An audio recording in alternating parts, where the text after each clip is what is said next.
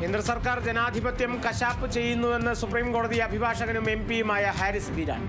രാജ്യസഭയിൽ പ്രതിപക്ഷ അംഗങ്ങൾ പ്രസംഗിക്കുമ്പോൾ മൈക്ക് ഓഫ് ചെയ്യുന്നത് തുടർക്കഥയാകുന്നുവെന്നും ഹാരിസ് ബീരാൻ. ബി.ആർ. അംബേദ്കറെ അപമാനിച്ച കേന്ദ്ര ആഭ്യന്തരമന്ത്രി അമിത്ഷാ രാജിവെക്കണമെന്ന ആവശ്യം ശക്തം. CPIM ചെങ്ങന്നൂർ ലോക്കൽ കമ്മിറ്റികളുടെ നേതൃത്വത്തിൽ പ്രതിഷേധ പ്രകടനം നടത്തി. Area secretary M. ശശികുമാർ ഉദ്ഘാടനം ചെയ്തു.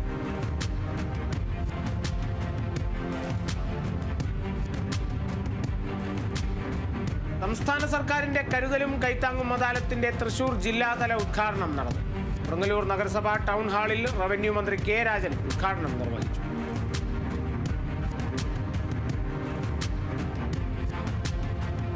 തൃശൂരിൽ K. കരുണാകരന്റെ 14ാം ചരമവാർഷികം ആചരിച്ചു.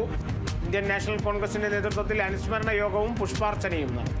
അനുസ്മരണ യോഗം ഒല്ലൂക്കര മണ്ഡലം Congress committee president K. Gopalakrishnan ഉദ്ഘാടനം ചെയ്തു.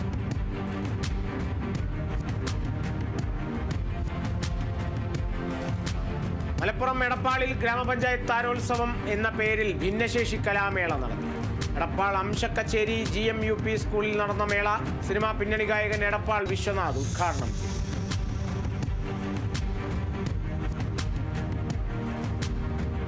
തൃശൂർ അന്തിക്കാട് ദേശവിളക്ക് മഹോത്സവം ഡിസംബർ 26-ന് നടന്നു. പുതൃക്കോവ് ശ്രീ നരസിംഹമൂർത്തി ക്ഷേത്രത്തിൽ മേൽശാന്തി ബിനു വാസുദേവൻ നമ്പൂതിരിയുടെ കാർമ്മികത്വത്തിൽ ചടങ്ങുകൾക്ക് തുടക്കം. മലപ്പുറം എടപ്പാളിൽ അങ്കണവാടിയുടെ ജനൽ ചില്ലുകൾ സാമൂഹ്യവിരുദ്ധർ എറിഞ്ഞു തകർത്ത നിലയിൽ. അങ്കണവാടി അധ്യാപികയുടെ പരാതിയുടെ അടിസ്ഥാനത്തിൽ ചങ്ങരംകുളം പോലീസ് അന്വേഷണം ആരംഭിച്ചു.